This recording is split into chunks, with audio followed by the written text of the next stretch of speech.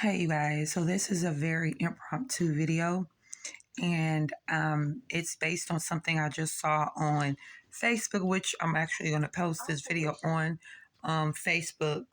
Um, but anyway, and the post was womb work is just as important as shadow work. So back in 2000, y'all, this was like probably 2007, 2008, I started having like excruciating um my cycle would be excruciatingly painful, and it was pretty much the same as going through labor, right? Now there was some things I'm not going to go into right now because it's not about the video.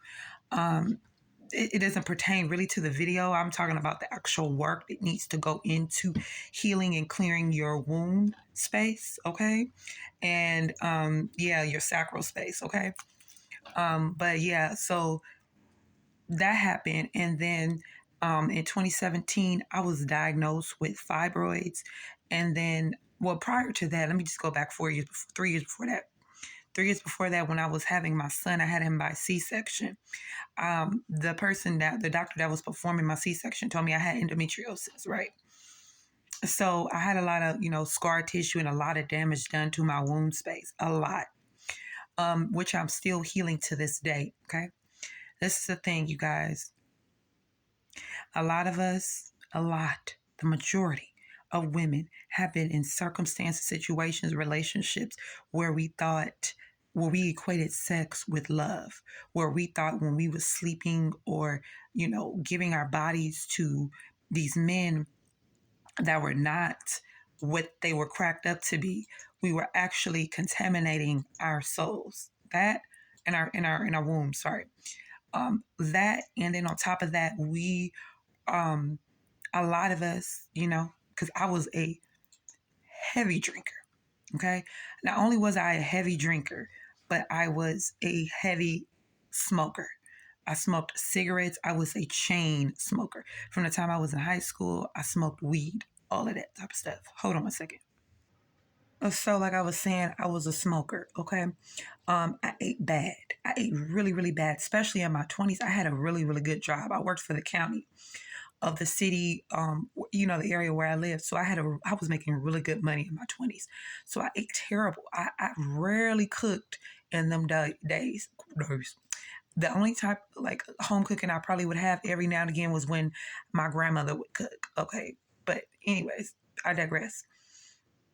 I had a lot of sexual experiences with men where I wanted it to be love. Okay. Where my husband, um, there was a lot with that situation. And then the person I was with before that, which was a sicko. This is the thing. Bad. It's not just food. It's not just lifestyle as far as what you eat. All of that. It's the sexual experiences that contribute to the low frequency of our womb, that contributes to all the conditions, that medical condition that we have, the diseases, the illnesses of our womb space.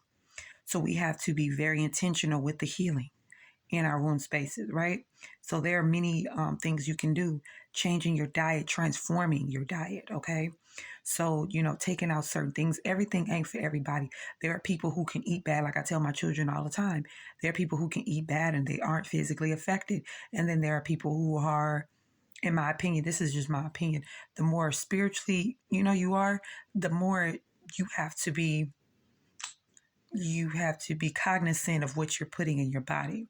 So as women, eating more foods with fiber in them, leafy foods, making sure we're putting enough iron in our foods.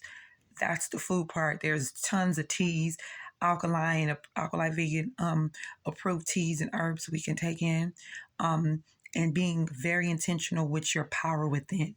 I've done a lot of womb blessings and womb clearing through a very powerful healer, which her name is Sandra Rollis. If you guys have ever heard of her, I found out about her in about 2019, 2020. And she has some very powerful clearing videos on her channel. Sandra Rolus, Rolus. You guys look her up. And she has some very powerful wound cleansing. So there's things you can do.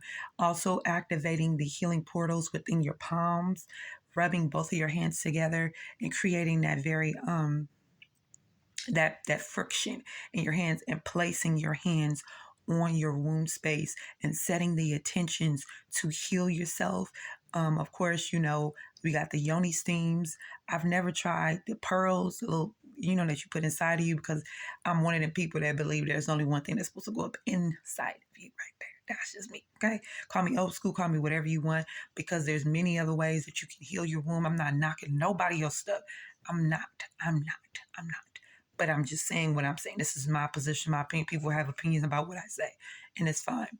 But I'm just saying there are many things that you can do to release the toxins and to heal your womb, to physically release, to emotionally, to spiritually, everything. And then on top of that, one other thing I forgot to mention, how can a lot of us have been sexually violated. Okay, whether it's through as a child, as a young person, as a teenager, as an adult, however it happened, a lot of us have experienced this. So, there's so many things that we experience as women. So we have to be very intentional with how we allow ourselves to heal.